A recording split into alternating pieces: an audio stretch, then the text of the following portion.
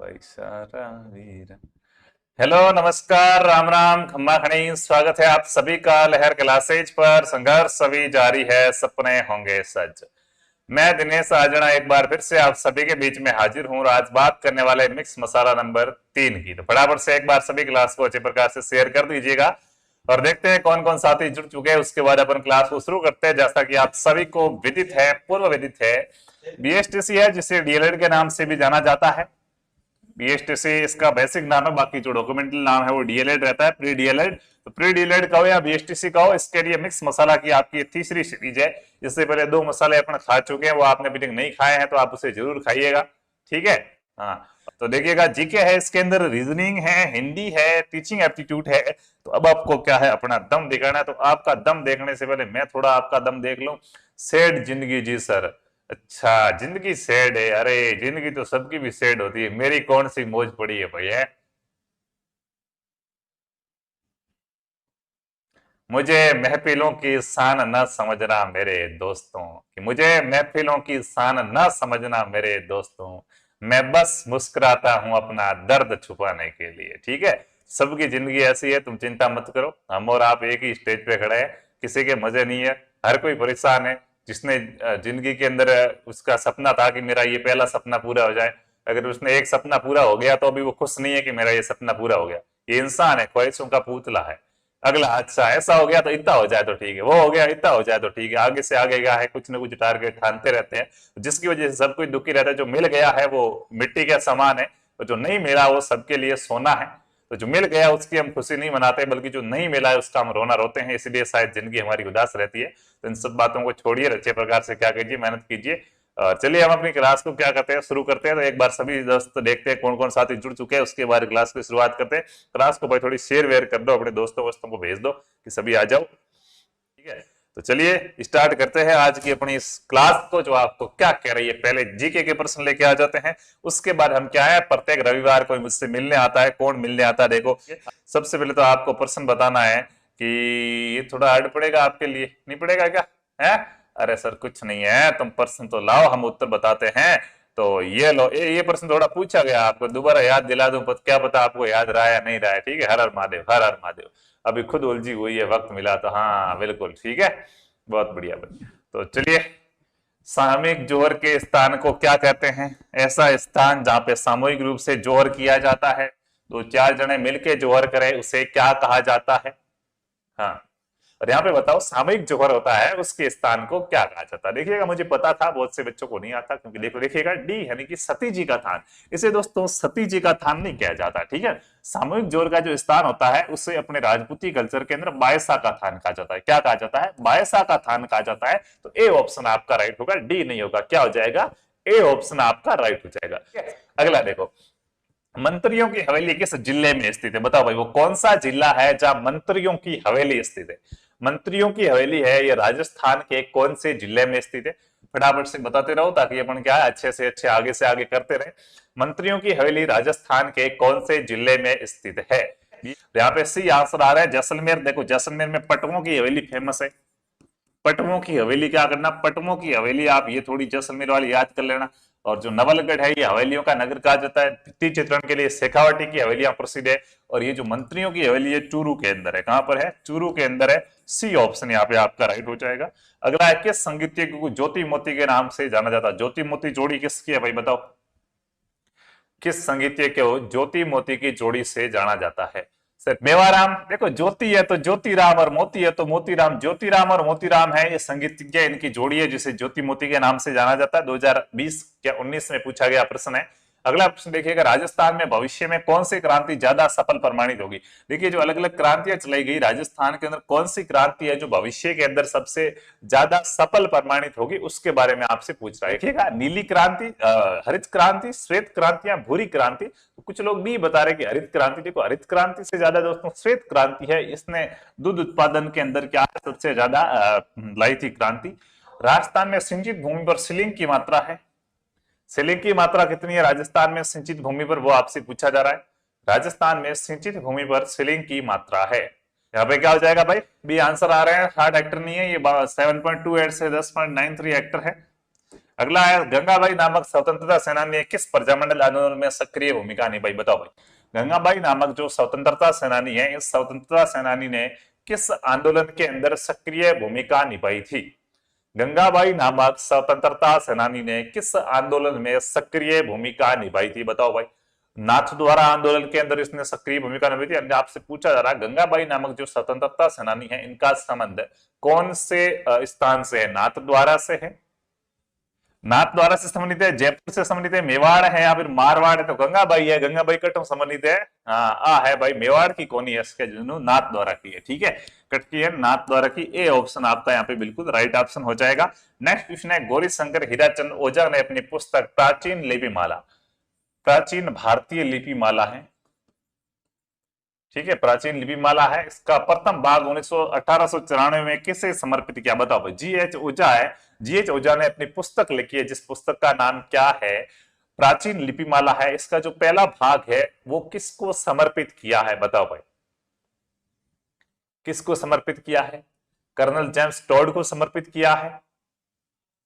34 आए, किस में आए 34?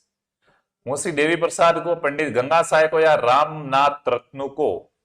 तो यहाँ पे सबके आंसर राइट आ रहे, बहुत अच्छा, ठीक है। हाँ, तो यहाँ पे क्या हो जाएगा, जो भी कर्नल जेम्स टॉड बता रहे सबका राइट आंसर है, ए ऑप्शन राइट आंसर हो जाएगा, ठीक है। ए ऑप्शन जो भी बता रहे वो सारे के सारे राइट हो जाएंगे। अगला प्रश्न है जिलानी माता किस क्षेत्र की देवी है? ये प्रश्न तो भाई क्या है, इंटरनेशनल प्रश्न है। जिलानी माता है ये कौन से क्षेत्र की देवी है? अलवर की, जैसलमेर की, डोंगरपुर की, या बाड़मेर की? यहाँ पे बिल्कुल ए आंसर बता रहे लापरवाह वगैरह की, क्या हो जाएगा? अलवर क्षेत्र की क्या है? अलवर क्षेत्र की लोक देवी है जिलानी माता। ए ऑप्शन आपका यहाँ पे बिल्कुल राइट हो जाएगा। नेक्स्ट क्वेश्चन है नौ शेर खान नीति सुधा नामक ग्रंथ फारसी पुस्तक तोकियत ए केसर का हिंदी अनुवाद है। ये अनुवाद मुंशी देवी प्रसाद द्वारा कब किया गया, बताओ भाई। नौ शेर खान नीति सुधा है, इसका हिंदी अनुवाद है ए तोकियत ए केसर, इसका हिंदी अनुवाद है नौ शेर खान नीति। ये कब किया गया, बताओ भाई। सर ऐसे प्रश्न भी आते हैं क्या? ये प्रश्न आया हुआ है 2019 की बीएसटीसी के एग्जाम में। बीएसटीसी 2019 का पेपर बहुत हार्ड था भाई, ठीक है ना, बहुत हार्ड पेपर आया था। आंकड़े पूछे गए, राजस्थान में सड़कों की लंबाई पूछी गई। करना क्या यार, सड़कों की लंबाई कौन ध्यान रखता है? तो काफी पेपर हार्ड था 2019 वाला। तो उसके बाद अभी तक ऐसा हार्ड पेपर नहीं आया जैसा 2019 में आया था। तो यहाँ पे 1819 नहीं है, 1879 बता रहे, वो आपके राइट आंसर हो जाएंगे। क्या हो जाएगा? ए ऑप्शन आपका बिल्कुल सही है। नेक्स्ट क्वेश्चन है निम्न में से कौन सी पुस्तक दीवान बहादुर हरविलास शारदा द्वारा रचित नहीं है? देखो क्या ऐसे प्रश्न पूछते हैं क्या, कौन सी पुस्तक है जो क्या है? नोट्स बनाने पड़ेगी क्या? दिशा की नोट्स नहीं बनाने, प्रश्न सीधे रट लो, ठीक है, प्रश्न क्या कर लो, सीधे रट लो। हाँ, निम्न में से कौन सी पुस्तक है जो दीवान बहादुर हरविलास शारदा द्वारा लिखी हुई नहीं? कौन सी पुस्तक है जो हरविलास शारदा के द्वारा लिखी हुई नहीं है, वो आपको बताना है, ठीक है। हाँ हाँ, आजा भाई रोयल आजा। महाराणा कुंभा, महाराणा सांगा की जीवनी इन्होंने लिखी है। श्याम जी कृष्ण वर्मा की जीवनी भी लिखी है। शेरशाह की जीवनी, ये बात कर रहे हैं अपन बहादुर हरविलास शारदा की, इनका संबंध शेरशाह से तो नहीं हो सकता। अगली क्या है? हिंदू स्पिरिटी अजमेर हिस्टोरिकल एंड स्पिरिटी, बिल्कुल ये भी इनके द्वारा लिखी गई है। यहाँ पे शेरशाह की जीवनी है, ये इनके द्वारा नहीं लिखी गई है। जो भी सी आंसर बता रहे हैं बिल्कुल राइट है, इसके जुनून का बिल्कुल राइट है, ठीक है। हाँ, यहाँ लाइव में आकर रोने से तकलीफें क्या कम हो गई? तकलीफें कम नहीं होगी। दर्द जताओ मत, दर्द को पालना सीखो, इसको अपना हथियार बनाओ है। किसने कहा था भाई? परशुराम जी ने कर्ण को क्या कहा था कि गुस्से को अपनी ताकत बनाओ, गुस्से को कमजोरी मत बनाओ। उस प्रकार दर्द को पालो, उस दर्द को यहाँ पे दबाए हुए रखो। बाहर प्रकट हो गया तो फिर नॉर्मल हो जाएंगे, ठीक है ना। दर्द है, उस दर्द के लिए रो मत, रोगे दर्द खत्म हो जाएगा, आंसू के साथ भेजेगा। उसको साला अंदर ही अंदर पालो और फिर मेहनत करो, इतनी मेहनत करो उस दर्द को लेकर कि हाँ अब क्या है, अब तो कामयाबी का ठीकरा फोड़ के ही रहेंगे, और कोई ठीकरे मत फोड़ना। और अगला प्रश्न देखो, सूफी शेख हमीमुद्दीन नागौरी का जन्म कब हुआ था? बताओ भाई। सूफी शेख हमीमुद्दीन नागौरी है, इनका जन्म कहां पे हुआ था, वो आपसे पूछा जा रहा। टोंक के अंदर इनका जन्म होता है, या फिर क्या हो जाएगा, नागौर में इनका जन्म होता है, या खुरासन में इनका जन्म होता है? ये सर पूरे क्वेश्चन बीएसटीसी में आए हुए हैं, बिल्कुल संगीता, पूरे प्रश्न बीएसटीसी में आए हुए हैं, ठीक है। यहाँ दिल्ली केंद्र होता है। देख बताओ भाई क्या राइट आंसर हो जाएगा? सूफी संत हमीमुद्दीन नागौरी का जन्म है, ये जन्म कहां पे हुआ था? अब देखो नागौरी देख के क्या है, बी आंसर बता रहे हो, लेकिन इनका जन्म दोस्तों नागौर के अंदर नहीं हुआ था, जन्म दिल्ली में हुआ था। कहां पे हुआ था? दिल्ली में। बड़े भोड़े टाबर हो, ठीक है। हाँ ठीक है, तो डी ऑप्शन राइट होगा। अगला प्रश्न देखिएगा, नेक्स्ट क्वेश्चन कह रहा है गाय के शरीर का सामान्य तापमान है। सर ये क्या लेके आ गए आप हैं? तो ये भाई बीएसटीसी में आया हुआ प्रश्न है, मैं तो क्या करूं, वो आया हुआ है वही आपसे पूछ रहा हूं, नया नहीं पूछ रहा हूं, मर्जी से नहीं बना रहा हूं है। बीएसटीसी के अंदर 2019 में प्रश्न आया था कि गाय के शरीर का सामान्य तापमान है। अब सर कहोगे ये कौन सी बात हो गई? तो देखो गाय के शरीर का सामान्य तापमान कैसे पूछा, अपने वहां पे भूगोल के अंदर पढ़ते हैं गाय भैंस भेड़ ऊंट की नस्लें पढ़ाई जाती है, तो उनसे संबंधित आ गया कि गाय के शरीर का सामान्य तापमान कितना होता है। भूगोल से इतना हार्ड प्रश्न आ गया ये है, अपने को ये विज्ञान का प्रश्न लगेगा कि यार विज्ञान का प्रश्न आ गया ये तो, हाँ तो मिस्टेक हो जाती है। तो क्या हो जाएगा, गाय के शरीर का सामान्य तापमान कितना होता है बताओ भाई, 105 degree Fahrenheit, 103 degree Fahrenheit, 101 degree Fahrenheit या फिर 108 डिग्री फ़ारेनहाइट। देखो अपने को अगर 104 डिग्री फ़ारेनहाइट से ऊपर चले जाए तो बुखार की स्थिति बन जाती है, लेकिन गाय के शरीर का तापमान 101 डिग्री फ़ारेनहाइट रहता है। सी ऑप्शन यहाँ पे आपका राइट हो जाएगा। क्या बात है रे बेप्रवाह, सही बता दियो थे तो है। गाय कोई भैंस है मेरे तो, अच्छा अपने भैंस ही लेके बैठे हैं, गाय का क्या करना, मेरे घर की बात करूं, मेरे ही नहीं है गाय है। अपने को भैंसे अच्छी लगती, दूध चाहिए ना अपने को, तो गाय से क्या करना, क्या करे, नीति ऐसी हो गई लोगों की भाई है, गाय तो रखते ही नहीं है। तो अगला प्रश्न देखो, राजस्थान में उपलब्ध भूजल में कितने प्रतिशत जल का दोहन हो चुका, बताओ भाई राजस्थान में जो उपलब्ध भूजल है इस भूजल में से कितने प्रतिशत जल का दोहन हो चुका है। इनके इस पानी की सिंचाई, तो ये नए आंकड़े आएंगे, ठीक है, ये 2019 से अब तो चेंज हुआ ही होगा, रिपोर्ट आती रहती है। सही कथन है, बताओ भाई कौन सा कथन है वो एकदम क्या है, सही है, उसके बारे में बताना है, ठीक है, जो सही कथन है उसके बारे में बताना है। दूसरी पंचवर्षीय योजना के अंतर्गत सर्वप्रथम औद्योगिक विकास को सर्वोच्च प्राथमिकता दी गई। बिल्कुल, जो दूसरी पंचवर्षीय योजना थी उसमें क्या है, औद्योगिक विकास को, क्या है, औद्योगिक विकास को प्राथमिकता दी गई कि हम क्या करेंगे, उद्योगों का विकास करेंगे। राज्य के जो जीडीपी है, सकल घरेलू उत्पाद है, इसका पूरा नाम भी पूछा जा सकता है, जीडीपी का पूरा नाम क्या है, सकल घरेलू उत्पाद है।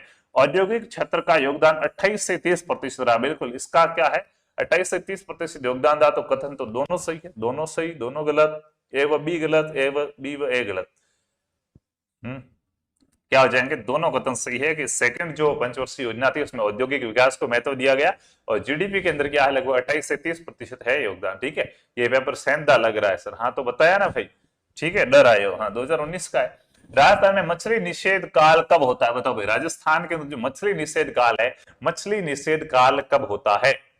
राजस्थान में मछली निषेध काल कब होता है, 16 जुलाई से 31 सितंबर तक, 16 जून से 31 अगस्त तक, 10 फरवरी से 31 मार्च तक, या फिर क्या हो जाएगा 9 जून से 31 सितंबर तक। जैसलमेर से प्रणाम, बिल्कुल भाई प्रणाम। पीटीटी 4 ईयर्स साइंस में 350 है, 4 ईयर्स साइंस में 350 है, हो जाएगा भाई, संभावना है, ठीक है।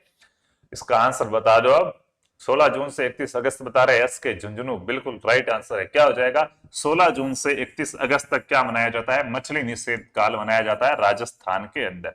अगला प्रश्न है, पश्चिमी विक्षोभों से होने वाली वर्षा मावठ कहलाती है। ये वर्षा रबी की फसलों के लिए लाभकारी होती है। राजस्थान में इसे किस नाम से जाना जाता है, बताओ भाई। जो मावठा होता है, इस मावठा को और किस नाम से जाना जाता है। हालांकि राजस्थान को पश्चिमी विक्षोभों से होने वाली वर्षा को मावठा कहते हैं, लेकिन मावठा का दूसरा नाम क्या है प्रिया जी, वो आपको बताना है, तो बताओ भाई।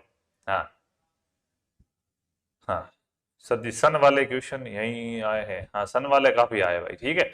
तो यहाँ पे बता दो क्या हो जाएगा, मावठे को क्या कहते हैं, सिल्वर ड्रॉप्स कहते हैं, पीतल ड्रॉप्स कहते हैं, गोल्डन ड्रॉप्स, या सभी कहते हैं। तो इसको सुनहरी बूंदे कहा जाता है। क्या कहा जाता है, सुनहरी बूंदे, यानी कि गोल्डन ड्रॉप्स कहा जाता है। क्या कहा जाता है, गोल्डन ड्रॉप्स कहा जाता है, सुनहरी बूंदे, जो क्या होती है, जो दोस्तों रबी की फसल के लिए लाभदायक होती है, विशेषकर गेहूं के लिए।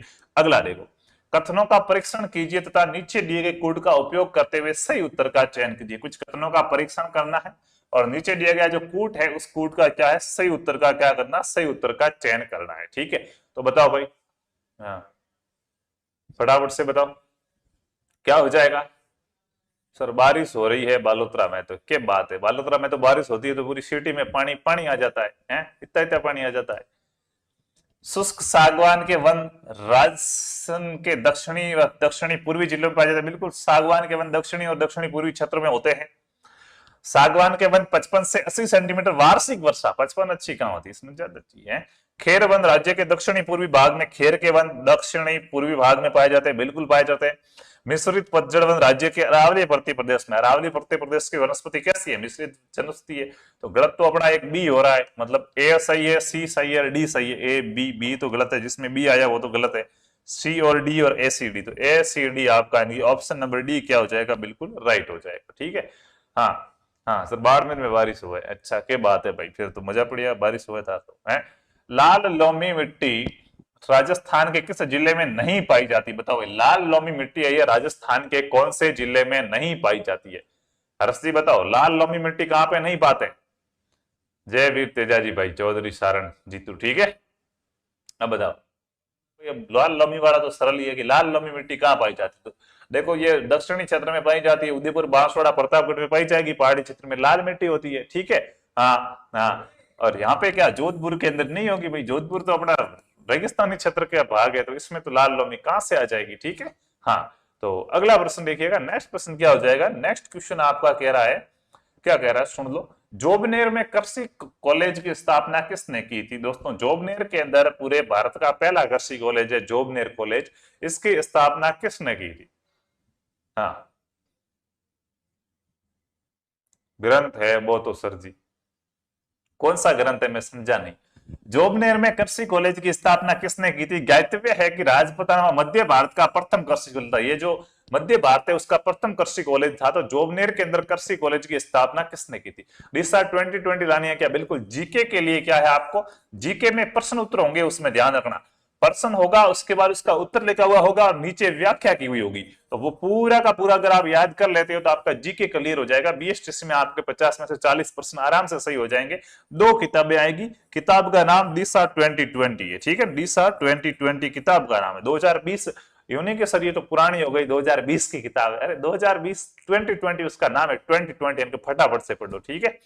हाँ, तो ये नरेंद्र सिंह के द्वारा की गई थी जोबनेर में कृषि कॉलेज की स्थापना। अपना अगला प्रश्न क्या कह रहा है, चीनी यात्री ह्वेनसांग ने भीनमाल को क्या नाम दिया। अपने पूर्जी बावला भीनमाल सुना है क्या। जब सांचौर को जिला बनाया गया तब क्या कहा कि जिला सांचौर नहीं बनेगा, है जिला तो कौन सा बनेगा, भीनमाल बनेगा। भीनमाल को जिला बनाने के लिए इतनी मांग हो रही थी कि भीनमाल को जिला बनाओ, जिला बनाओ। पिछले 5 चरणों से बालोतरा और भीनमाल की मांग साथ साथ में इकट्ठा हुई थी। सांचौर की तो कभी मांग ही नहीं हुई कि मैं जिला बनाओ, फिर भी जिला बना दिया। तो भीनमाल वाले हमारे एमएलए है वहां पे पूर्जी बा करके, उन्होंने कहा हाँ है जिला तो नहीं बना देंगे, ठीक है ना, जिला बनेगा तो कौन सा बनेगा, भीनमाल बनेगा। तो ये भीनमाल है, ये अभी बना नहीं है, ध्यान रखना, सांचौर को घोषित किया गया। तो ये चीनी यात्री ऐसा आया था भीनमाल, ठीक है। उन्होंने भी कहा कि यार भीनमाल का तो इतिहास है, यहाँ तो ये हुआ वो हुआ वो हुआ, आप इसको जिला क्यों नहीं बना रहे हो। तो चीनी यात्री हैंसांग आया था यहाँ पे, उसने क्या नाम दिया था भीनमाल को, तो यहाँ पे क्या हो जाएगा, पोलो मिलो नाम दिया था हैंसांग ने भीनमाल को। ठीक है। अगला प्रश्न देखिए, महाराणा सांगा का अंतिम संस्कार बसवा नामक स्थान पर क्या किया, याद रखना। महाराणा सांगा का अंतिम संस्कार कहां पे होता है, अंतिम संस्कार होता है बसवा नामक स्थान पर। मूमल कितने कारगर है, मूमल भी बसते पर मूमल से अच्छा आ गया है दिशा का। ठीक है, तो मूमल देखो मार्केट में कंपटीशन बढ़ता है तो मजा आता है, आपको ये चीज ध्यान रखनी है। कोई भी दो व्यक्ति लड़ते हैं ना, तीसरे को मजा आएगा ही आएगा, ये चीज याद रखो। ठीक है, पहले मूमल की एक मात्र ऐसी किताब थी जो पिछले वर्षों के सारे पेपर कवर कराती थी, दिशा वाले ने निकाली। मूमल वाले क्या करता थे, ऑप्शन नहीं देती थी, सीधा प्रश्न और उत्तर, तो मजा नहीं आता था। दिशा वाले ने ऑप्शन भी दिया, तो मूमल ने भी अपडेट किया, मूमल ने भी 2 किताबें निकाली, उसमें अपडेट करना स्टार्ट कर दिया। तो एक से एक अच्छी किताब आएगी, कंपटीशन बढ़ेगा तब। ठीक है ना। हाँ, कितने की आएगी भाई, मेरे दुकान नहीं है, बता के गलती कर दी, कोई गुनाह कर दिया क्या कि आप ये किताब लो, कितने की आएगी, क्या करेंगे, ये चीजें मेरी नहीं, दुकान पे जाके पूछो। अपने बताओ, बसवा नामक स्थान पर महाराणा सांगा का अंतिम संस्कार किया गया, ये किस जिले के अंदर है बसवा। तो बसवा दोस्तों दौसा के अंदर है। कहां पर है, दौसा में। जीके का लास्ट प्रश्न बता दो, फिर चलते हैं रीजनिंग की ओर। ये प्रश्न है कि इब्राहिम पूरब दिशा ने उल्टे, पश्चिम मुनसर न पयाण, दक्षिणी मेहमद शाह न दौड़े, सांगो दामन तहा सुल्तान, ये दुआ किस शासक के लिए प्रचलित है, बताओ भाई। इब्राहिम पूरब दिशान उल्टे, इब्राहिम पूर्व से ही वापस जाता, पश्चिम मुदाफर न दे पैण, पश्चिम में मुदाफर पग नहीं देगा, दक्षिणी मेहमद शाह न दौड़े, दक्षिण में मेहमद शाह नहीं आएगा, सांगो दामन ता सुल्तान। वह सांगा जैसा क्या है, सुल्तान यानी कि राजा है। सांगा को हिंदू सुल्तान कहा गया है, राणा सांगा के लिए कहा गया है। ए ऑप्शन आपका राइट है। क्या ऑप्शन राइट है, ए ऑप्शन राइट है। और चलो भाई, चलो चलो चलो चलो, मेरे से कौन मिलने आया था रविवार को, प्रत्येक रविवार को क्या है, रवि मुझसे मिलने आता है। रवि क्या है, रविवार को मिलने आता है। पहली बार वह दोपहर 12:30 बजे आया था। चलो मैं लिख लेता हूं, पहली बार वो कब आया? 12:30 बजे आया। अगली बार वो 1:20 पे आया। उसके बाद अगली बार वो 2:30 बजे आया। छोरा बदमाश है, एक टाइम पे नहीं आता है, कभी 12:30 आता है, कभी 1:20 पे आता है, कभी 2:30 बजे आता है। अगली बार 4 बजे आया। उसके बाद क्या है, 4 बार आया, 4 बार भी अलग अलग टाइम पे आया। ये पूछ रहा कि 5वीं बार वो कितने बजे आएगा? आइडिया लगाओ, आप क्या करो, आइडिया लगाओ कि पहली बार वो है 12:30 बजे आता है, दूसरी बार 1:20 पे आता है, तीसरी बार 2:30 बजे आता है, तो चौथी बार 4 बजे आता है, तो 5वीं बार वो कितने बजे आएगा? हाँ बताओ भाई, क्या हो जाएगा राइट आंसर यहाँ पर? हाँ, तो यहाँ पे बताओ भाई, देखो कितना गैप कितना रह रहा है, इसके अंदर गैप निकालो आप। 12:30, ठीक है, 12:30 के बाद 1:20, 12:30 के बाद 1:20, तो देखो 12:30 से 1:30 तो ये हो गई, और 20 ये, यानी कि 50 बाद आ रहा है वो। कितने मिनट? 50। इनके बीच का गैप कितना? 50। अच्छा, इनके बीच का कितना? 1:20 से 2:30, तो कितना हो गया? मतलब 1:20 से 2:20 तक तो पूरा 1 घंटा 60 मिनट हो गया, और 1:30 से तो ये 70 मिनट का गैप हो गया। फिर 2:30 से 4, तो 2:30 से 3:30, पूरा 1 घंटा 60 मिनट, और 4:30 और, तो ये हो गया 90, यानी कि 50 से 70, 70 से 90, 20-20 मिनट के गैप से वो बढ़ाते जा रहे हैं। तो 90 के बाद 20 जोड़ेंगे 110 हो जाएंगे। अब की बार वो 4 बजे के बाद 110 मिनट और लेट आएगा, ठीक है। तो देखो 120 मिनट से कितने 2 घंटे हो जाते हैं पूरे, यानी कि 120 मिनट करे तो 4 और 2 पूरे 6 हो जाएंगे, लेकिन 10 मिनट कम है, 110 मिनट ही है, तो 6 में 10 मिनट कम, यानी कि 5:50 हो जाएंगे। तो 5:50 ऑप्शन नंबर 1 के अंदर ही दे रखेगा। अगली बार वो कब आएगा? अगली बार 5:50 आएगा, ठीक है। जो भी ए ऑप्शन बता रहे वो सारे के सारे राइट हो जाएंगे। अगला प्रश्न देखो, नेक्स्ट क्वेश्चन क्या करा, कमल, जीनू व नवीन 3 भाई है। 3 भाई है जिनका नाम क्या है? कमल, नीनू, जीनू और नवीन, ठीक है। यानी निम्न सभी कथन सत्य है। अगर नीचे दिए हुए सारे कथन सत्य है तो बताओ सबसे युवा कौन है? सबसे युवा का मतलब क्या होगा? सबसे छोटा होगा वो सबसे युवा होगा। सबसे युवा कौन है बताओ भाई, ठीक है। कमल सबसे अधिक उम्र का, इसने कहा कि कमल की उम्र सबसे अधिक है, यानी कि कमल है वो तो क्या है? सबसे बड़ा है। कमल क्या है? कमल तो सबसे अधिक उम्र का है, मतलब कमल तो क्या है? सबसे बड़ा है, ठीक है। नवीन सबसे अधिक उम्र का नहीं है, नवीन सबसे बड़ा नहीं है। इसने क्या कहा? कमल सबसे अधिक उम्र का है, नवीन सबसे अधिक उम्र का नहीं है, यानी कि नवीन सबसे बड़ा नहीं है, ठीक है। तो भी नवीन ये का पता नहीं चला, इसको मैं कहां पे लिखूं? आगे देखो, जीनू सबसे युवा नहीं है, युवा का मतलब छोटा, तो जीनू सबसे छोटा नहीं है, यानी कि जीनू सबसे छोटा नहीं है, ठीक है। तो कमल तो सबसे बड़ा है, इसने कहा नवीन सबसे बड़ा नहीं है, जीनू जीनू यहां नहीं आ सकता, जीनू सबसे छोटा नहीं है, तो फिर जीनू यहां नहीं आएगा तो कौन आ जाएगा? नवीन यहां आ जाएगा। तो देखो नवीन दोनों में से भी बड़ा किसी से नहीं है, तो सबसे बड़ा नहीं है, जीनू सबसे छोटा नहीं है, कमल सबसे बड़ा है, तो सबसे युवा कौन हो गया? नवीन हो गया। तो नवीन बताने वाले राइट हो जाएंगे, सी ऑप्शन बताओ राइट है, ठीक है। बी वाले यहाँ कमल नहीं है, युवा का मतलब छोटा होगा, बड़ा नहीं होगा, ठीक है ना। तो यहाँ पे क्या हो जाएगा? नवीन राइट आंसर हो जाएगा। जो भी सी बता रहे वो आपके राइट हो जाएंगे। अगला प्रश्न, एक निश्चित गुट भाषा में थैंक्स को SKNTH लिखा जाता है, कावेरी को IREKAV लिखा जाता है, तो स्टूपिड को कैसे लिखा जाएगा बताओ भाई। हाँ, नवीन जी युवा है, हाँ नवीन जी युवा है भाई आपके, ठीक है। तो बताओ इसको कैसे लिखेंगे, क्या लिखा गया है? THANKS, थैंक्स को ये कैसे लिख रहा है? SKNTHA। अच्छा, कैसे लिख रहा है देखो भाई, है पता लगाते हैं कि ये देखो एस तो यहाँ पे था, इसने इसको ऐसे लेके आ गया, यानी कि यहाँ पे अपन करते रहेंगे स्टूपिड का फटाफट से, ठीक है। STUPID, स्टूपिड का करते रहेंगे। सबसे पीछे वाले को सबसे आगे लेके आ गया, तो पहले डी आ जाएगा, है डी आ जाएगा। उसके बाद के 2 नंबर वाले को फिर आगे से 2 नंबर पे लेके आ गया, तो इस वाले को मैं यहाँ पे लेके आ जाऊंगा आई। उसके बाद देखो ये एन को क्या है? 3 नंबर वाले को इसने 3 नंबर वाले पे रखा है, तो यहाँ पे 3 नंबर वाला है, मतलब इसमें तो ज्यादा अक्षर, तो पीछे से ये है, इसको इधर लेके आ गया, इसको भी मैं यहां लेके आ जाऊंगा, तो पी आ जाएगा, ठीक है। इसके बाद इसने THA, ये THA, ठीक है, जैसा था वैसा का वैसा लिख दिया, यहाँ भी STU जैसा है वैसा का वैसा लिख दूंगा। तो DIP STU किस में आ रहा है? DIP STU, देखो ऑप्शन नंबर बी के अंदर आ रहा है, ठीक है। बी ऑप्शन यहाँ पे आपका राइट आंसर हो जाएगा। क्या बात है, आपका राइट है। लास्ट के 3 आगे लाए और सेम, हाँ बिल्कुल लास्ट के 3 थे ये तो इसने क्या लिया? आगे लिया, आगे वाला पीछे लिख दिया, सेम का सेम। तो बी ऑप्शन आपका राइट हो जाएगा। अगला प्रश्न है, संख्याओं की दी गई व्यवस्था में, हाँ ये प्रश्न बहुत अच्छा है, देखते हैं ये कौन कौन करता है, ठीक है। हाँ, संख्याओं की दी गई व्यवस्था में क्रमागत संख्याओं के कितने युग्मों में से प्रत्येक में 3 का अंतर है? ऐसे कितने जोड़े हैं संख्याओं के जिनमें प्रत्येक के बीच में कितने का अक्षर है? 3 का अंतर है। बताओ भाई, संख्याओं के ऐसे कितने जोड़े हैं जिनके प्रत्येक के बीच में कितने का गैप है? 3 का गैप है। बताओ भाई, ठीक है। 7 और 4 तो बिल्कुल 3 का गैप है। 4 और 2 में तो 2 का गैप है। यहां पे लिखता चलो मैं ताकि पता चल जाएगा बाद में, ठीक है। 7 और 4 में 3 का गैप है, ठीक है। 4 और 2 में 2 का गैप है। 6 और 2 में 4 का गैप है। 6 और 5 में 1 का। 5 और 8 में 3 का। 3 और 8 में 5 का। और 3 और 9 में 6 का। 9 और 4 में 5 का। 4 और 1 में 3 का। 1 और 6 में 5 का। 6 और 2 में 4 का। 2 और 3 में 1 का। 3 और 7 में 4 का। 7 और 4 में 3 का। 4 और 7 में 3 का। 7 और 8 में 1 का। 8 और 9 में 1 का। 9 और 6 में 3 का। 6 और 3 में 3 का है। कितने हो गए भाई? 3 कितनी बार आ गए इसके अंदर? 1 2 3 4 5 6 और 7, 7 हो गए। कितने जोड़े हो गए?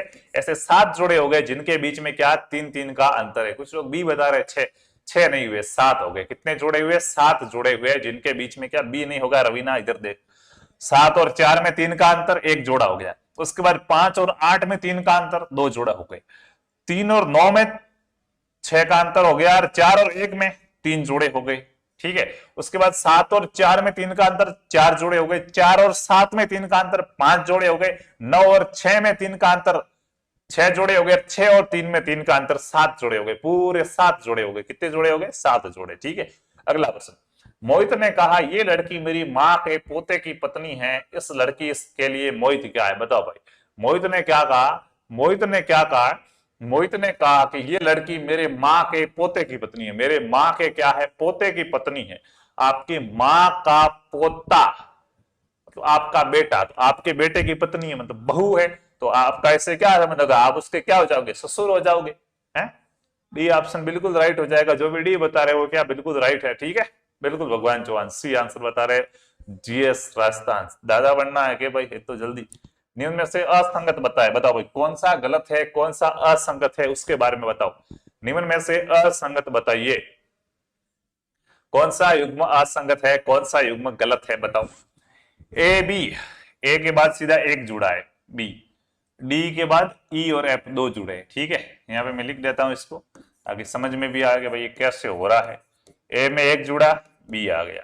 डी के बाद ई और एफ 2 जुड़े, ठीक है। सी के बाद ई, जे और एन। सी में डी और ई 2 जुड़े, जे के एल एम एन। ये तो फेल हो रहा सिस्टम है। इसमें एक जुड़ा, इसमें 2 जुड़ा। चलो तीसरा देखते हैं। हाँ, पी और क्यू देख लो। P Q X Z. P में एक जुड़ा क्यू, एक्स में 2 जुड़े वाई और जेड आ गया। क्यू में एक जुड़ा आर आ गया, एम में एन और ओ 2 जुड़े। तो सब में पहले एक जुड़ रहा है फिर 2 जुड़ रहे हैं, लेकिन ये वाला सिस्टम इसको फॉलो नहीं करता है। तो बी ऑप्शन आपका क्या हो जाएगा? असंगत हो जाएगा, जो इनसे समान नहीं है। बिल्कुल बी राइट है। भगवती पटेल, डी कैसे हो जाएगा भगवंती जी? बी होगा, डी नहीं होगा, ठीक है ना। हाँ, अगला प्रश्न देखो। पूर्णतः लाल रंग से रंगे एक घन को समान आकार के 27 छोटे घनों में काटा जाता है।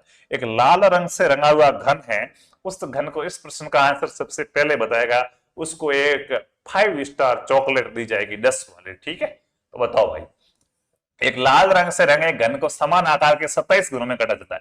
जब बड़ा घन होता है, बड़े घन को छोटे घनों में काटा जाता है, तो छोटे घनों की संख्या होगी वो n का क्यूब होगी। क्या होगी? n का क्यूब होगी। ये क्या कर लेना, याद कर लेना, ठीक है। छोटे घनों की संख्या क्या होगी? n का क्यूब होगी, ठीक है। तो ये कितने हो गए? 27 हो गए। तो 27 किसका क्यूब है?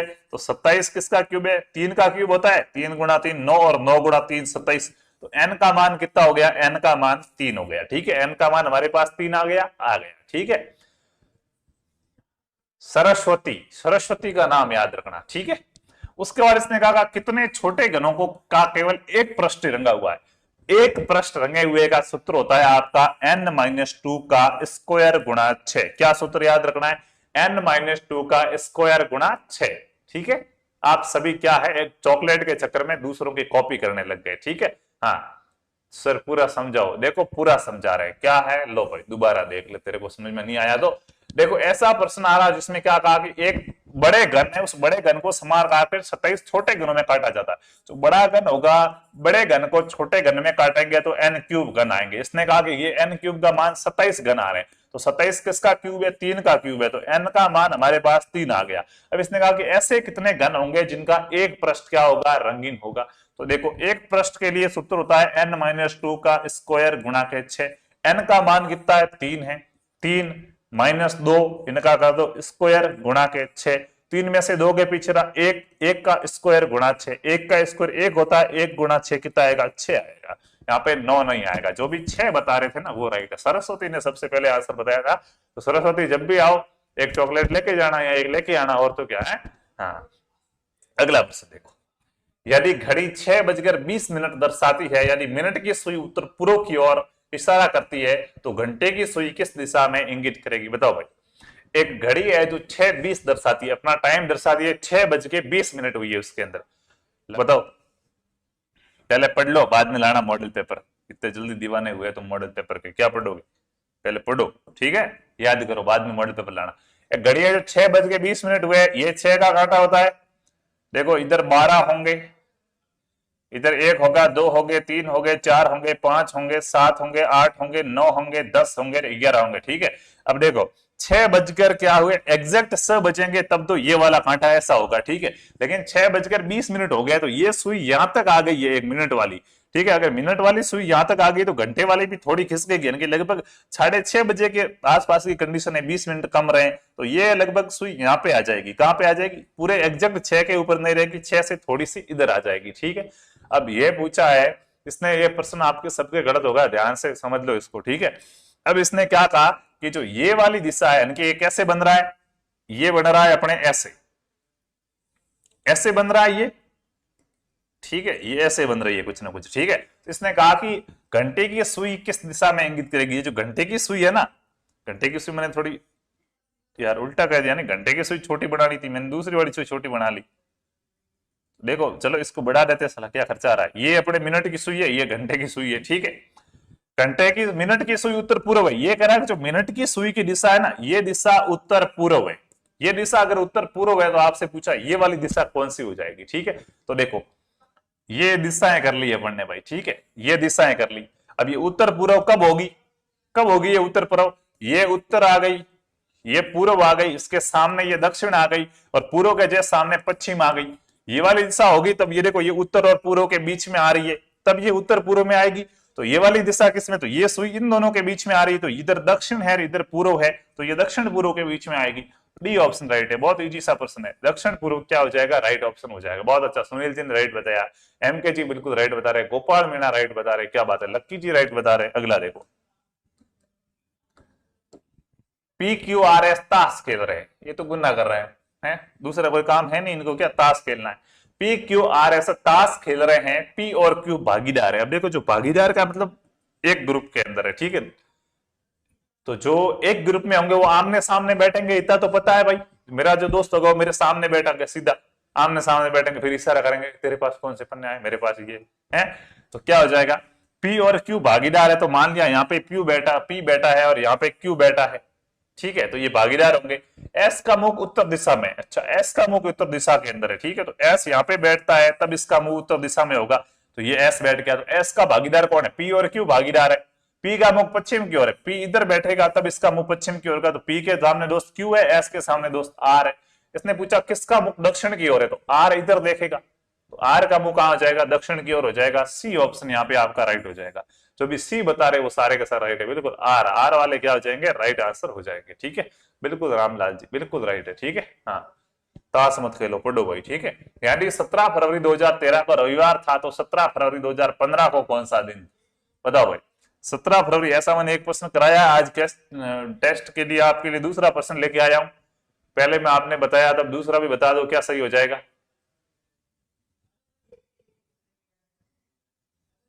हाँ, मनीष पवार 50 बार बोलूं एक चीज को यार, क्या आ रहे हैं माता फोड़ लिया कि दिशा की बुक जीके के लिए लानी है सिर्फ, फिर भी कमेंट ऑल सब्जेक्ट आते हैं क्या? तो ऑल सब्जेक्ट के लिए अलग से की बुक ले आओ, दिशा सिर्फ जीके के लिए लानी है। जीके इतना बड़ा नहीं पढ़ पाओगे, उसके लिए कह रहा हूं। तुम तो वही का वही 1 घंटी पकड़ रखी पूछ दिशा की, छोड़ो दिशा को, पढ़ लो यहाँ पे। 17 फरवरी 2013 को रविवार था। क्या है? 17 फरवरी। देखो डेट सेम है तो डेट का कोई फर्क नहीं पड़ेगा। 2013 से 2015 में आ रहे हैं, बीच में कोई लीप वर्ष है क्या? लीप वर्ष नहीं है। तो 2013 से 2015 में आएंगे, हर साल एक एक दिन बढ़ जाता है। यहाँ पे आएंगे एक दिन बढ़ा, यहाँ पे आए एक दिन बढ़ा, साल में 2 दिन बढ़ गए, मतलब 2015 में 2 दिन बढ़े हुए। तो ये रविवार था, तो रवि के बाद सोम और मंगल, 2 दिन बढ़ने पर कौन सा वार हो जाएगा? मंगलवार हो जाएगा। सी ऑप्शन राइट होगा। ठीक है, जो भी सी बता रहे वो सारे के सारे राइट है। ठीक है, हाँ। थर्सडे कौन बता रहा है? ट्यूसडे कहते हैं इसको। अगला देखो, समाज में नैतिकता के पतन का कारण क्या है? बताओ भाई, समाज में नैतिकता के पतन का क्या कारण है? फटाफट से आंसर देना है। ठीक है, समाज में नैतिकता के पतन का क्या कारण है? विद्यालयों का अभाव है, इसलिए समाज में नैतिकता का पतन हो रहा है। अच्छे शिक्षकों का अभाव है, इसलिए नैतिकता का पतन हो रहा है। गरीबी है, इसलिए नैतिकता का पतन हो रहा है। शिक्षा नीति की असफलता के कारण नैतिकता का पतन हो रहा है। समाज में नैतिकता के पतन का कारण क्या? तो अच्छे शिक्षकों का अभाव, इसलिए समाज में क्या हो रही है? नैतिकता हो रही है। ठीक है, अगला प्रश्न देखो, विद्यालय की ओर जाते समय कोई अभिभावक आपको रोकता है और अपने बच्चे की प्रगति के विषय में पूछता है, तो इस परिस्थिति में आप बताओ भाई, विद्यालय जाते समय क्या है? अरे इसको ब्लॉक करो रे, आर यादव को झट्टे पकड़ के बाहर फेंको, इसको वापस नहीं आना चाहिए। हाँ, समझता ही नहीं है एक बात को, वही की वही रेट लगा रखी है। क्या हो जाएगा भाई? यहाँ पे विद्यालय की ओर आप जा रहे हैं और एक बालक के पिता है, अभिभावक है, जो आपको रोकते हैं और रोककर क्या करते हैं? रोककर बच्चे की प्रगति के बारे में पूछ रहे हैं कि हमारा टाबर कैसा पढ़ रहा है, कैसी पढ़ाई है उसकी। तो आप क्या करोगे? अभिभावक से कहेंगे कि स्कूल में आके बात करो, या फिर उसकी बात सुनकर उसे आश्वस्त करेंगे कि शीघ्र ही आपके बच्चे की प्रगति की रिपोर्ट उपलब्ध करेंगे। उसको कहेंगे आप थोड़ा दिन ठहरिए, हम आपको प्रवेश पत्र, जो प्रगति पत्र है वो भेजेंगे, या विस्तार से बच्चे की प्रगति के बारे में विस्तार से बताएंगे। या फिर क्या करेंगे दोस्तों, समय का ध्यान रखते हुए सदे हुए शब्दों में बच्चे की प्रगति के बारे में बताकर समय पर विद्यालय पहुंचने की चेष्टा करेंगे। कम शब्दों के अंदर बहुत शीघ्र उनको क्या, बच्चे की प्रगति के बारे में बता देंगे, उसके बाद टाइम पे स्कूल जाएंगे। बिल्कुल डी ऑप्शन आपका राइट है। कुछ किताबों में बी भी मिल सकता है कि प्रगति पत्र भिजवाएंगे, लेकिन ज्यादा सही आंसर क्या आ रहा है? डी ऑप्शन आएगा। ठीक है, अगला प्रश्न देखो, शिक्षा का मुख्य उद्देश्य है, बताओ भाई, शिक्षा का मुख्य उद्देश्य क्या है? शिक्षा का मुख्य उद्देश्य क्या है? भाषा कौशल करना, सामाजिक नागरिकता का विकास करना, व्यक्तित्व का विकास, या दंड? शिक्षा का मुख्य उद्देश्य क्या है? शिक्षा क्यों दी जाती है? तो शिक्षा का मुख्य उद्देश्य क्या है? व्यक्तित्व का विकास है। क्या है? व्यक्तित्व का विकास। यहाँ पे आपका क्या हो जाएगा? सी ऑप्शन राइट आंसर हो जाएगा। ठीक है, अगला प्रश्न देखिएगा, नेक्स्ट क्वेश्चन क्या कह रहा है आपको? विद्यालय में पुस्तकालय स्थापित करने का उद्देश्य है। विद्यालय के अंदर पुस्तकालय क्यों स्थापित किया जाता है, बताओ भाई? हाँ, विद्यालय में पुस्तकालय स्थापित करने के पीछे का क्या उद्देश्य है? विद्यालय में पुस्तकालय क्यों स्थापित किया जाता है? विद्यार्थियों में शोध की आदत के विकास हेतु, विद्यार्थियों में शव अध्ययन की आदत के विकास हेतु, विभिन्न प्रकरणों के अध्ययन हेतु, या पुस्तकों के संग्रह हेतु? तो पुस्तकालय स्थापित क्यों किया जाता है? पुस्तकालय स्वाध्ययन की आदत के विकास हेतु किया जाता है। बी ऑप्शन यहाँ पे आपका राइट हो जाएगा। नेक्स्ट क्वेश्चन क्या कह रहा है देखो, यदि आपसे किसी गंभीर विषय पर भाषण देने हेतु कहा जाए तो आप बताओ, आपको यदि क्या है, किसी गंभीर विषय पर भाषण देने का कहा जा रहा है, आप क्या करोगे? प्रधानाचार्य व साथी अध्यापकों से सलाह करने के पश्चात निर्णय लेंगे, स्पष्ट मना कर देंगे, सहर्ष तैयार हो जाएंगे, या कुछ देर का समय मांगेंगे? आपसे किसी गंभीर विषय पर भाषण देने का कहा जा रहा है, मुद्दा बड़ा गंभीर है, बागेश्वर बाबा के बारे में आपको बोलना है, बागेश्वर महाराज के बारे में कि क्या उनके पास वास्तव में शक्ति है या पाखंड है, तो ये एक गंभीर मुद्दा हो जाएगा। इससे हो सकता है कि पूरा जन समुदाय 2 भागों में बंट जाए, एक आपके विरोध में खड़ा हो, एक आपके पक्ष में खड़ा हो। तो ऐसे मुद्दे पर भाषण देने से पहले आप क्या करोगे? कुछ देर का समय मांगेंगे, बिल्कुल मांगेंगे। क्यों समय मांगेंगे? क्योंकि हम अपने अध्ययनाचार्य और बाकी शिक्षकों से क्या करना चाहते हैं? सलाह करना चाहते हैं। तो आपका राइट आंसर ए हो जाएगा। अगला प्रश्न, यदि आपका स्थानांतरण दूर दराज किसी ऐसे स्थान पर हो जाता है जो आपकी पसंद नहीं है, तो आप क्या करेंगे? आपका हो गया ट्रांसफर। आप थोड़ी गबागब ज्यादा कर रहे थे, कॉपी पेस्ट कर रहे थे, तो आपका क्या कर दिया? ट्रांसफर कर दिया। ठीक है, तो ट्रांसफर हो गया है तो क्या हो जाएगा? उस समय आप क्या करोगे, यानी आपका स्थानांतरण दूर दराज किसी ऐसे स्थान पर हो गया जहां आपको पसंद नहीं है, तो आप क्या करोगे? पसंद अथवा नापसंद की बात मन से निकाल कर लगन से काम करेंगे, पसंद नापसंद छोड़ेंगे और क्या करेंगे, पसंद और भी कुछ नहीं है लेकिन क्या है कर रहे हैं, तो अपना काम करेंगे। अधिकारी को रिश्वत देकर पुनः वहां आएंगे, ये बड़ा अच्छा तरीका है। क्या करेंगे, अधिकारी को कुछ क्या देंगे, चांदी का जूता मारेंगे, उसके बाद क्या वापस उस स्थान पर आ जाएंगे, या फिर अधिकारी से मिलकर अपनी परेशानी बताएंगे, वहां से पुनः स्थानांतरण का प्रयास करेंगे। अधिकारी कहेंगे देख भाई बाल बच्चे है, पीछे गृह गृहस्थी वाला आदमी हूँ, यहाँ पे नहीं रह सकता, छोरे अकेले हैं, ऐसे करके वापस लाने की कोशिश करोगे। या फिर देखो ये एक ओम प्रकाश जाट वापस आने की कोशिश करेगा, आदेश जाट आने की वापस है, आदेश कुमार वापस आने की कोशिश करेगा, और क्या हो जाएगा, रुचिपूर्वक नवीन स्थान पर कार्य ग्रहण करेंगे और पुनः स्थानांतरण का प्रयास भी करते रहेंगे। रुचिपूर्ण तरीके से क्या करेंगे, वहां पे काम करेंगे और स्थानांतरण का प्रयास भी करते रहेंगे। तो राइट, तो भाई क्या हो जाएगा, स्थानांतरण का प्रयास करते रहोगे तो वहां पे आपकी रुचि लगेगी नहीं कि भाई जाना है जाना है। पसंद है तो नापसंद की बात मन से निकाल कर लगन से काम करेंगे, ये यहाँ पे तो राइट ऑप्शन बन रहा है यही, ठीक है। तो भाई क्या करेंगे, लगन से काम करेंगे, पसंद नापसंद छोड़ देंगे, ठीक है। बाकी ये भी राइट हो सकता है, लेकिन यहाँ पे पुनः स्थानांतरण आया तो पुनः स्थानांतरण का प्रयोग करोगे तो रुचि नहीं लगेगी। तो मुझे यहाँ से जाना है, तो मुझे अभी ये 5 मिनट ही पढ़ाना है, उसके बाद तो मैं तो कोशिश कर रहा हूँ कि नहीं पढ़ाऊं नहीं पढ़ाऊं, तो मेरे मन में वही रहेगा पढ़ाना नहीं है, बस 5 मिनट निकालना है, ठीक है, तो मजा नहीं आएगा। अगला प्रश्न देखो, विद्यालय में पर्यावरण शिक्षा पढ़ाई जानी चाहिए। विश्व पर्यावरण दिवस कब मनाया जाता है, कमेंट करके बताओ। विश्व पर्यावरण दिवस, विश्व पर्यावरण दिवस कब मनाया जाता है, कमेंट करके बताओ। और बताओ कि विद्यालय के अंदर क्या है, पर्यावरण शिक्षा क्यों दी जानी चाहिए। पर्यावरण शिक्षा देने के पीछे का उद्देश्य क्या होता है, आज मतलब ज्ञानी बड़े बड़े ज्ञानी बाहर आए होंगे, पर्यावरण की रक्षा करनी चाहिए, ये करनी चाहिए, ये करनी चाहिए, उबा नीबड़ा माते नीबड़ो काटे नीचा फोटो ले, पर्यावरण की रक्षा करनी चाहिए है, तो वो तुम क्या करने लाग रहे हो। मैं राजाराम जी महाराज कह के गए, जाम्बू जी महाराज कह के गए कि हरे वृक्षों को मत काटो, पर्यावरण को बचाओ, है। आज सबको एक एक पौधा लगाना है और उस पौधे को बड़ा करना है लाइफ टाइम के लिए, ठीक है ना, हमेशा उसमें पानी डालना, बड़ा करो, तभी वास्तव में पर्यावरण दिवस है। स्टेटस लगाने से कुछ नहीं होता है।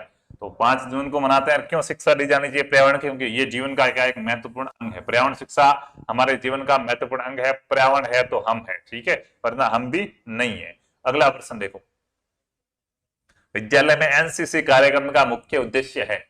एनसीसी कार्यक्रम बच्चों की पुलिस मान लो आप एक प्रकार से, तो एनसीसी कार्यक्रम के पीछे का मुख्य उद्देश्य क्या हो जाएगा। विद्यालय में एनसीसी कार्यक्रम क्यों चलाया जाता है, मनोरंजन के लिए चलाया जाता है, नेतृत्व का प्रशिक्षण दिया जाता है, सामाजिक कल्याण के लिए चलाते हैं,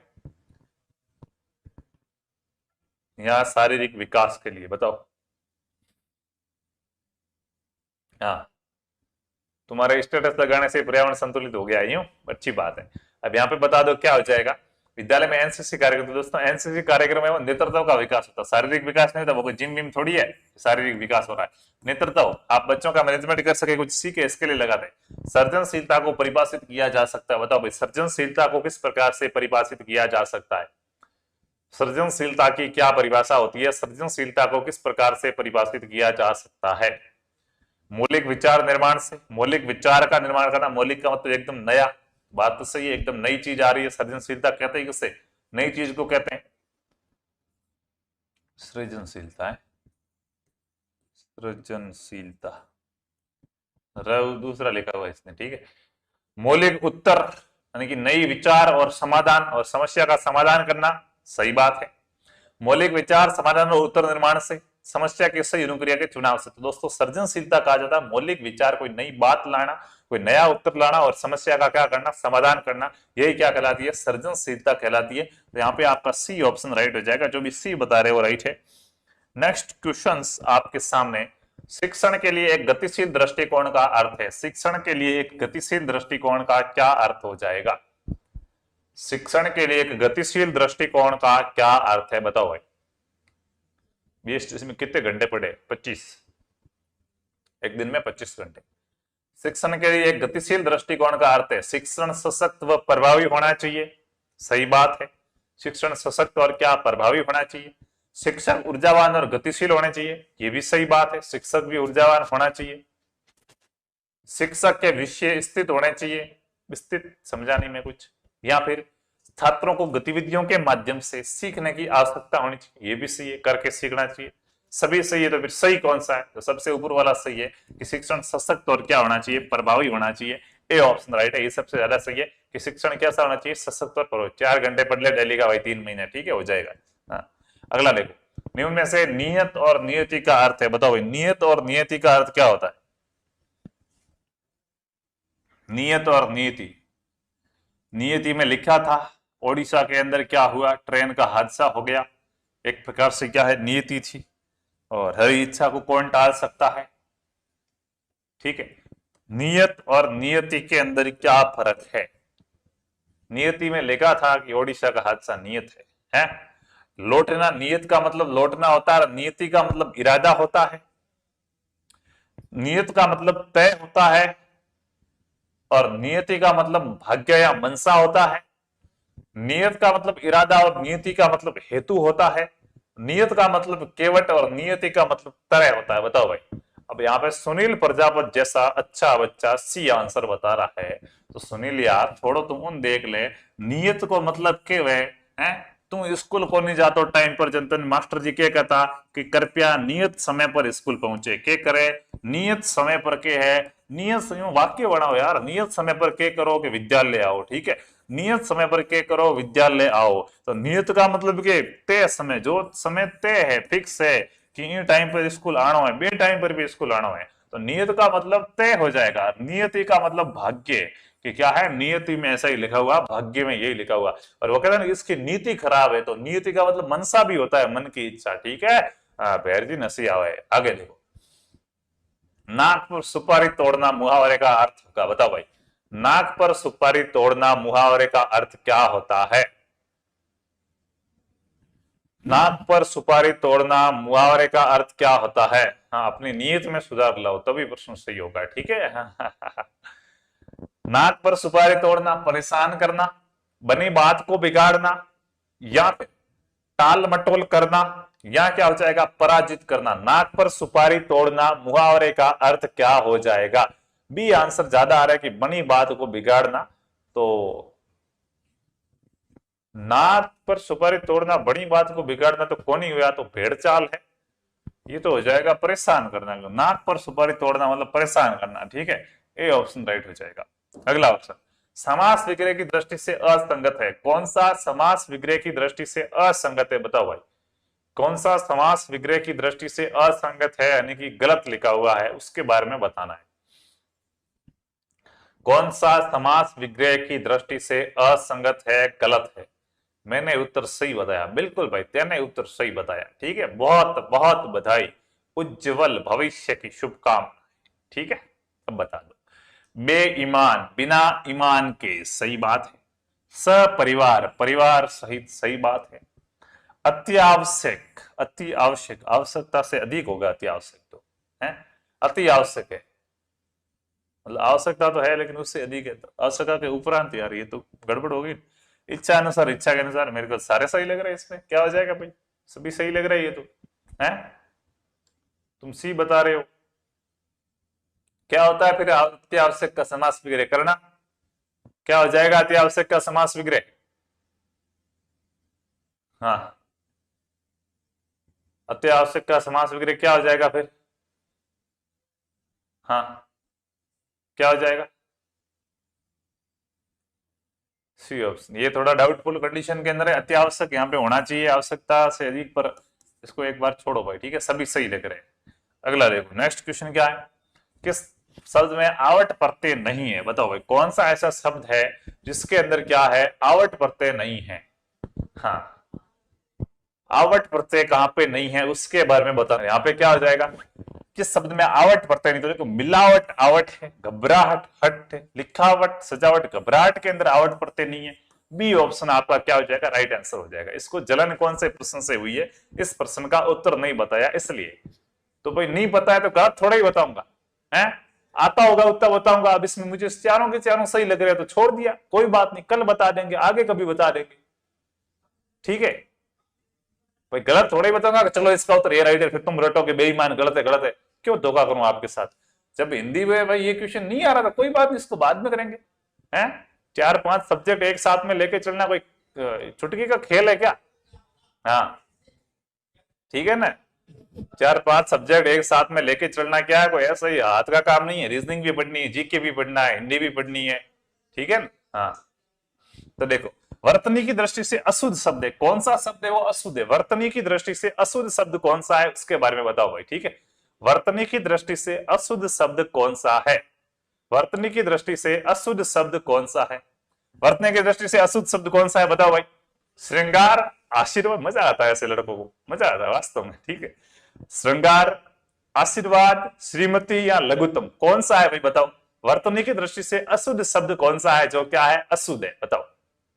हाँ, अशुद्ध शब्द कौन सा हो जाएगा, वर्तनी की दृष्टि से अशुद्ध शब्द कौन सा हो जाएगा।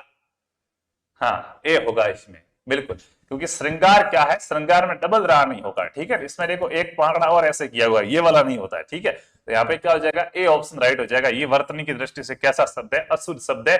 जो भी ए बता रहे वो सारे के सारे बिल्कुल क्या है, राइट आंसर हो जाएंगे। अगला प्रश्न देखिएगा, ये भाई तैयारी कर लो, ऐप पर कोर्स उपलब्ध है बीएसटीसी का। यूट्यूब पे हम कोशिश कर रहे हैं कि पूरा का पूरा आपको कोर्स फ्री कराया जाए, अब ये भी नहीं बोल सकते, ठीक है, लेकिन फिर भी कोशिश कर रहे हैं पूरा का पूरा कोर्स आपको बिल्कुल निःशुल्क कराया जाए। और 8 तारीख से हमारे और भी टीचर आएंगे तो और भी अच्छे प्रकार से क्लासें लग जाएगी। जैसे हिंदी की थ्योरी की क्लास स्टार्ट कर दी है, 8 तारीख से क्या है, जीके की क्लास स्टार्ट हो जाएगी, ठीक है। धीरे धीरे सारा कुछ करेंगे। और कोर्स लेना चाहे, लाइव कोर्स 599 है, रिकॉर्डेड कोर्स 499 है, और क्लासरूम रिकॉर्डेड 551 के अंदर है।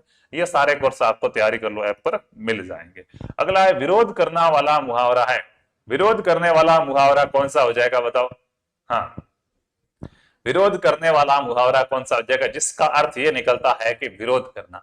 अंधे की लकड़ी एकमात्र सहारा, अंधा लकड़ी से चलता और उसके कोई सहारा ही नहीं है। अकल का पुतला होना, बुद्धिमान है ये तो भाई, ठीक है। अपना उल्लू सीधा करना, अपने स्वार्थ से मतलब रखना, जैसे वो भी आया था सब्सक्राइबर बढ़ाने के लिए लेकिन बढ़े नहीं कोई है, 2-4 गाली खा के गया लड़कों से। और अब आवाज उठाना, तो आवाज उठाने के विरोध करना। इतिहास आवाज उठाने वालों का लिखा जाता है, तलवे चाटने वालों का नहीं है, तलवे उठाने वालों का लिखा जाता है। क्या बात है, आवाज उठाना क्या हो जाएगा, राइट आंसर हो जाएगा।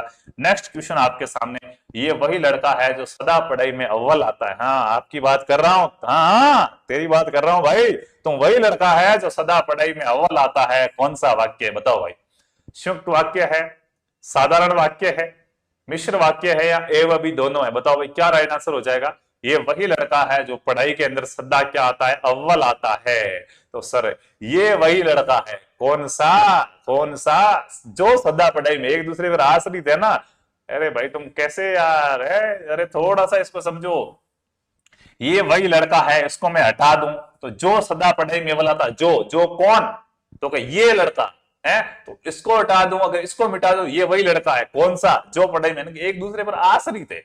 इसके बिना ये पूरा नहीं हो रहा, इसके बिना ये पूरा नहीं हो रहा, तो जो एक दूसरे पर आश्रित हो ना उसे मिश्र उपवाक्य कहते हैं। कैसा उपवाक्य कहते हैं, मिश्र उपवाक्य कहते हैं। सी ऑप्शन राइट होगा, ए नहीं होगा दोस्तों, सी होगा, ठीक है ना। नेक्स्ट क्वेश्चन, सामूहिक जोर के स्थान को बस हो गए अपने तो भाई, ठीक है, आज का यहीं पे खत्म। और टेलीग्राम ग्रुप के बारे में आपको बता देता हूं, जहां पे ये पीडीएफ आ जाएगी। पीडीएफ आप क्या कर लेना, डाउनलोड कर लेना, और क्या करना, एक क्विक रिवीजन कर लेना, प्रश्नों को अच्छे प्रकार से याद कर लेना। तो लहर क्लासेज ऑफिशियल नाम से क्या है, लहर क्लासेज ऑफिशियल नाम से टेलीग्राम चैनल है। ये लहर क्लासेज ऑफिशियल नाम से हमारा क्या है, टेलीग्राम चैनल है। इस टेलीग्राम चैनल को आप क्या कर लो, ज्वाइन कर लो, और यहाँ पे आपको सारी की सारी क्लासेज की पीडीएफ है वो मिल जाएगी, ठीक है। तो फिलहाल तो चलते हैं भाई, कोशिश कर रहे हैं पूरी की पूरी क्लासें आपके लिए लगाई जाए। फिर भी कुछ कमी पेशी रह रही है तो आप कमेंट करके बता सकते हैं, हम पूरी सुधार करने की कोशिश करेंगे। हिंदी वाले सर स्लो बहुत पढ़ा, देखो भाई अपने अपने पढ़ाने का तरीका है। मास्टर को हरा के खड़ा किया, मुझे कोई कहे तुम ऐसे नहीं ऐसे पढ़ा, ऐसे नहीं ऐसे पढ़ा, वो थोड़ा ही बर्दाश्त होगा। मेरा अपना तरीका है, लोग कुछ भी कहेंगे लेकिन मैं तो उसी तरीके से पढ़ाऊंगा ना, मुझे वो अच्छा लगता है, मैं तो ऐसे पढ़ाऊंगा। तो हिंदी वाले सर के तरीके से पढ़ा रहे, बहुत मस्त पढ़ाते हैं यार, ठीक है। स्लो क्या, आराम से धीरे धीरे मस्त पढ़ाते हैं, तो याद भी अच्छा होगा ना भाई, अच्छे प्रकार से याद होगा, मजा आएगा पढ़ने का है। हाँ, उसका चिंता नहीं है, ठीक है। सिलेबस आपका पूरा हो जाएगा, बाकी टेंशन करने की कोई जरूरत नहीं है।